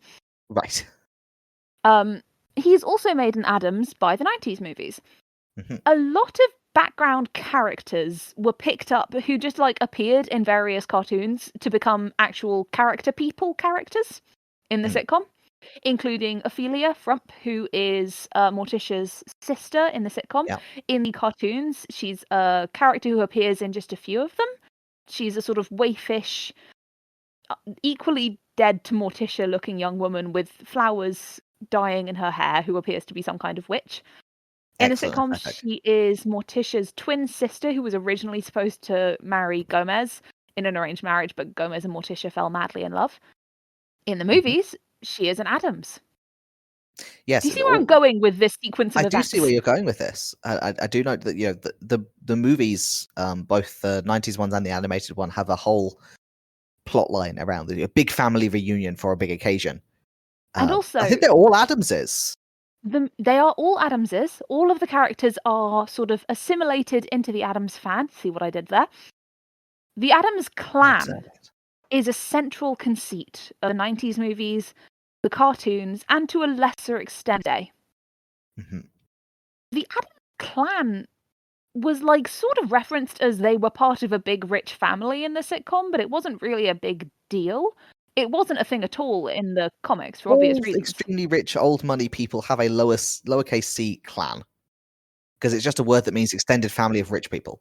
Yeah, the Addams clan as an institution is an invention of the 90s movies, which was honed in on in the animated movies of the late 2010s. Mm-hmm. And what's interesting to me about this is it seems to me like a massive patriarchalization of the idea of outsiderness. Mm.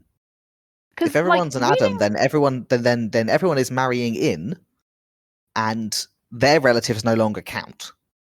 Yeah, and to me, even though Wednesday less goes hard on the Addams clan idea and more sort of just accepts it as pre-existing canon, the Wednesday version is the one that most seeks to codify the idea of outsider as a thing you are born as, no matter Genuinely, who you Wednesday are. appears to define outcast as an ethnic group. Yeah, which makes my skin crawl. Yeah, it's Wednesday is about the normies versus the outcasts. And the normies are represented by pilgrims, because there's a sort of pilgrim-themed attraction that is near the goth school she attends, and there's a pilgrim ghost hunting people. All of this stuff is going on. Uh-huh. I'm not going to get into the plot. But the sort of evil ghost she's after is a pilgrim who persecuted outcasts. And outcasts in this universe are people who are sort of Halloween monsters or otherwise spooky. Yeah. There's shapeshifters, there's werewolves, there's sirens, there's gorgons, there's people who have psychic visions, there's sort of shapeshifters of the werewolfy variety There's that are goths. different from both shapeshifters and werewolves. And then there's Addamses, who are sort of their own category of outsider. Yeah. I said I like Wednesday. I like the show. I genuinely think it's fun. I hate this world building conceit with every fibre of my being. And then they have a special magic school for the outsiders. So, apart from anything else, this does the thing I always hate when supernatural media aimed at teenagers does, which is it sort of comes down hard against humans. Humans are sort of shown as narrow-minded, Who would be the normative, inherent unbetterable patriarchal bigot of just a regular human? You, the Yeah. viewer, for And instance. I'm just there okay. There's an excruciating it's actually quite a good extended storyline. I'm not picking issue with the storyline itself. Sure. I think it's fine. There's an excruciating bit in Enid, the roommate storyline. Mm-hmm. So Enid, the roommate, is a perky, cheery, K-pop loving werewolf teenage girl. She's actually one of the highlights of the series. She's really well performed by Emma Myers. It's a really refreshing character. I did enjoy her in episode 1. Yeah, she is a werewolf who is really just a sweet girl doing her best to give Wednesday a chance. Wednesday's not making it easy. Wednesday is not making it easy, but she's a really fun character. She stands up for herself. She feels very refreshing in quite a tropey show as a character who's just fun and enjoyable. not laden with any sort of prior baggage. Her deal is that she is a werewolf who has not yet transformed for the first time. She's the only one of her pack who hasn't transformed for the first time. We see her watching the others run through the woods on the full moon wistfully. And on Family Day, there is an absolutely excruciating extended scene where her mum tries to send her to werewolf conversion camp. Context, this character is shown wearing rainbows, dyeing her hair pink and blue, and surrounded by rainbows at pretty much every scene she's in. She is interested in boys, but she does also have like a true companions storyline with Wednesday. I'm not saying she's canonically queer. I'm just saying, like, surrounding her with Look, werewolves are rainbows already a trans constantly. metaphor. And when you do the I'm a late blooming werewolf who has not yet achieved werewolfhood, like we're doing some trans narrative there. And then they're like, I'm going to Conversion camp. send you to conversion camp to make you werewolfier. I'm gonna die. I do not like this. To be honest, it's so bad. I had to pause it because I couldn't hear the dialogue over how hard I was laughing.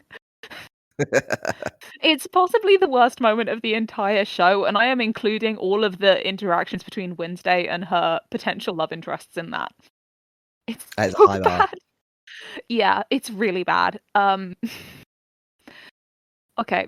My point being, like, it gives this outsiders versus normies as a thing you're assigned at birth and can't change, makes the fact that there is a canon queer couple who got edited out and the weird conversion camp storyline really uncomfortable.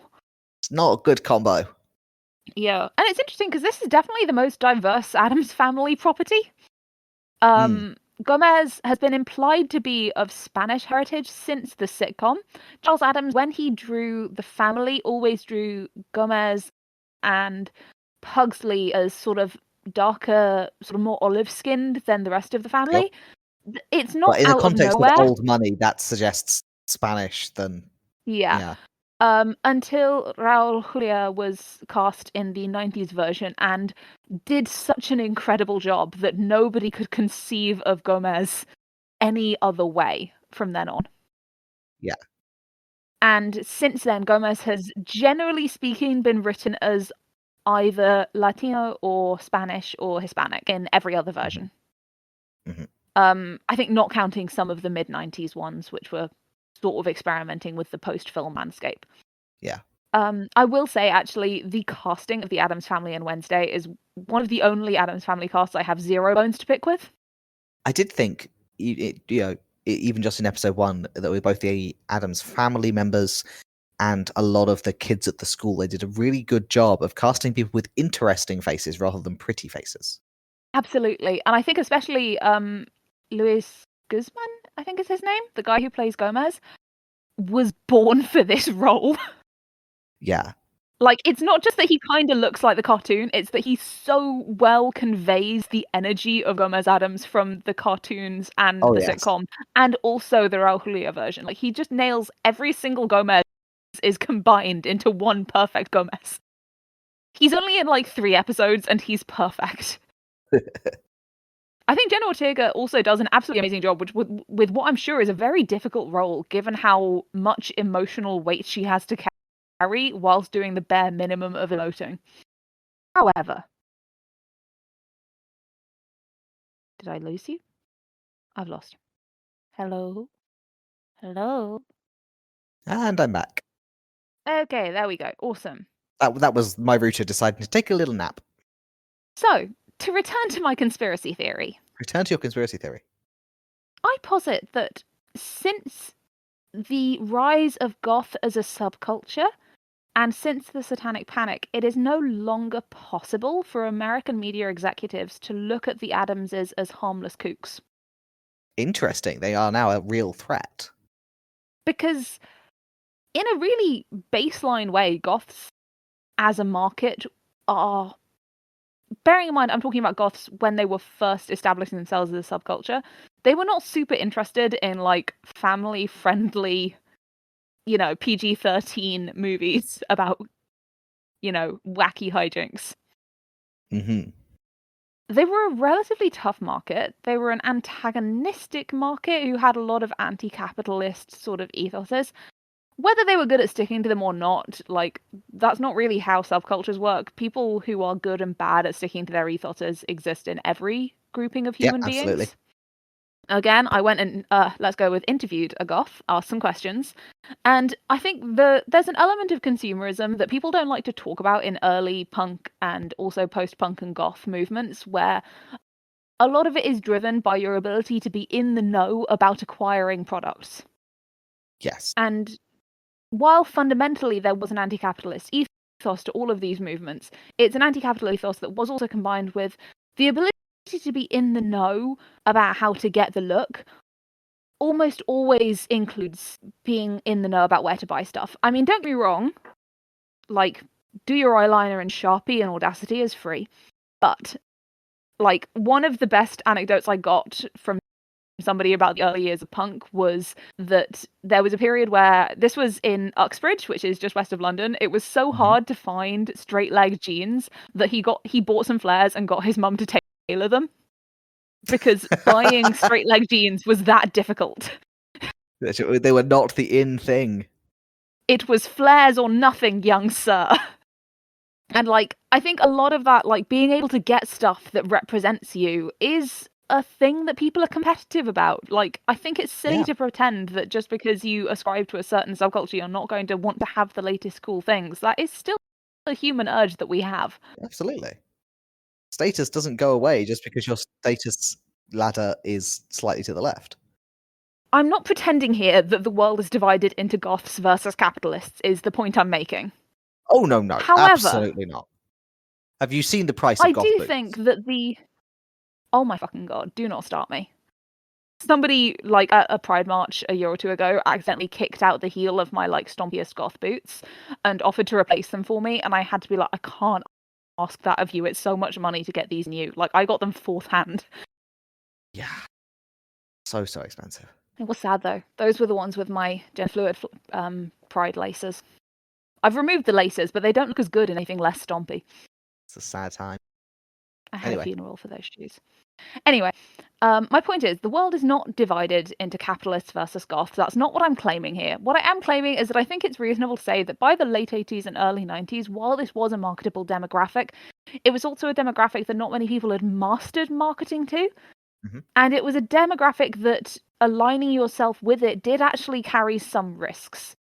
This is especially a period where the Christian far right in America was really going for what it calls, I think it's its 7 pillars theory, which is the idea that Christians should seek to, like, be in control of all of the major pillars of both hard and soft power in the Right. West. So, like, The dominionist extreme approach. evangelical Christians should have control of the government, the police, Hollywood, music, everything. Because that is the only way to have a moral, just society. Yeah. And that meant, along with that, one of the things that was happening was that the hard right evangelical community was learning how to make themselves really difficult to media producers. Mm. Yes.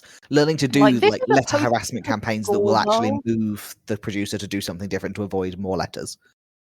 Yeah, like, one of the really interesting things about, I don't know if you're familiar with the story of Tipper Gore, the woman who, the wife of Al Gore, who got the warning labels in America added to, like, Yes, records distantly and aware. music that's extreme in some way. Yeah, one of the things that was American really Mary interesting about that Whitehouse. story is when she started that campaign, it wasn't seen as a right-wing thing, it was seen as sort of apolitical. It was Yes, it was just just a like, "Oh, yeah, moralistic some thing. mums are concerned." It was, like, paternalistic, but it was, like, paternalistic without really a political moral associated with it. It was just like, "Oh, yeah, this is what women worry about. Ladies, am I right?" It had this slight tone of, like, it's just women being scared of sex. It's just, like, the people who didn't agree with it thought that, and the people who did agree with it thought it was just, like, good mothers looking out for their Mhm. babies. With hindsight, oof. But at the time, really wasn't seen as particularly political, and it was only Right. after that that people started to see this as an overtly evangelical Christian right wing concept, the idea of trying to keep things away from the children. And part of Yeah. that is because we had a whole satanic panic. We had a congressional hearing in the States where they had to like have rock musicians go up and say, I am not teaching your children to worship Satan. If I could hide subliminal messages in my music, they would be subliminal messages to buy more records. To be honest with you, here in the UK, we found out which musicians from the 80s were assaulting children, and they were not, generally speaking, exclusively heavy metal performers. There's really not a strong genre link. No. I mean, the only genre link is that all of them were pretty dated by the time they got caught. Mm-hmm. That is regrettably true. The only thing all of these people have in common is that they were not caught until their music was no longer cool and successful. No, in the same way that you only catch ex-politicians. Yeah, exactly. Like, if you are currently at the top of your game in the music industry, you're not getting caught. Moving on, and We'll back to just the Addams ruminate on Family. that for a second. My point is, like, there was an actual sort of tangible threat to the outsiderness of the Addams Family, which I don't think we were really capable of imagining of the cartoon Addams Family, who are so over-the-top cartoon evil, or the sitcom Addams Family, who are just kooky and weird. Like, it's Yeah. a joke that people are scared of them. You're supposed Yes. to laugh when people, like, see Morticia, like, playing a Japanese instrument and run for their lives. Right. She's just a pretty lady in a black dress. Why are you being weird? Yeah. You know, and like, especially when the sitcom came out, we had sort of before Scream Queens, we had the sort of ghoulish, sexy ladies of horror, the Elviras, the Vampiras, the Morticias. That was the sort of horror has had a lot of female faces. Horror has had a lot of female faces, and they've always been attractive, but they've been attractive in different ways. And this was the period when the female face of horror was like curvy lady with big black hair, who you're Ooh, like a spooky. little bit intimidated by, but definitely want to go down on. Uh-huh. And then, you know, we move on to the Scream Queens, and the sort of blonde screaming ladies came before that. There's a lot of sort of femininity horror imagery going on. But like, no one's scared of Elvira or Vampira. They're not scary. No. No, they're not. They're nice, honestly. But in 1991, people were kind of scared of people who acted weird and spooky and didn't care what other people thought of them. Yes. The threat is, in fact, non-assimilation. Yeah. But you can't make a movie by the 90s with the message, actually, assimilation is good. Like, we're in a post-Footloose world. Pleasantville has come out and been viewed. Like, you can't do that story. You can sort of do, like, a bit of that message in, like, a more coded way in earlier cinema, but that's not going to fly unless you are making specifically movies to be performed by Jim Caviezel and, like, Mel Gibson. Mm-hmm. And that's not going to be a viable demographic until at least 2003. So you've got to have the underdogs be the heroes of the story. Right, which means you've got to set it up so that you are the underdogs regardless of material reality. Exactly. And so in this case, the underdogs are very, very rich people who just happen to be a little weird. And, you know, they've got this People hate them for that. antagonistic relationship. People hate them for their money, not because they're weird. Really, the victims are the people with money. Everyone hates them for no reason. Thank you, Elon Musk. Moving on. And that's the theme that stays with the story, because the 90s movies, for all their flaws, were really good. And now that's what people think of when they think of the Addams Family. And they were assimilationist propaganda, and they were pro-billionaire propaganda. The Addams Family Tragic. is pro-billionaire propaganda. I'm sorry to tell you this. As I turn my red string-laden conspiracy board towards the screen, you see that in the biggest post-it in the middle, I have simply written, Addams Family cancelled. Roll credits. Except for It's one very hero sad. who rises from the ashes, who does not have this message. Do you know who that lone hero is? An epilogue. The musical! The musical is about dumb, trite tropes that don't actually make sense. The musical is about dumb, trite tropes that don't actually make sense for the Addams Family, and Which were means it is clearly not just done propaganda. because musicals have to have plots of a certain shape, and that means that the musical is the only correct moral Addams Family property, and I will die on that hill. Listeners, please send us emails.